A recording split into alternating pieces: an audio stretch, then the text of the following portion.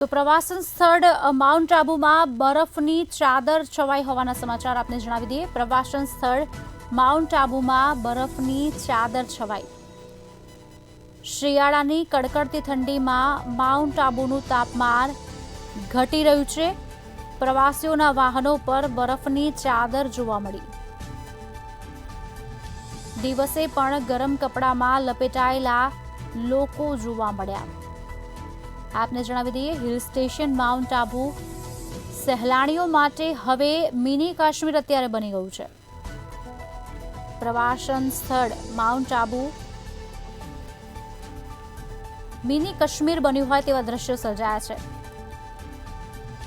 શિયાળાની કડકડતી ઠંડીમાં તાપમાન ધીરે ધીરે ઘટતું જઈ રહ્યું છે, ત્યારે બરફની ચાદર માઉન્ટ આબુમાં જોવા મળી।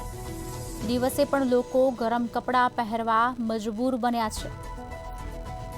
તાપમાનમાં ઘટાડો થઈ રહ્યો છે, જેના કારણે લોકોની ગાડીઓ પર પણ બરફની ચાદર બની રહી છે।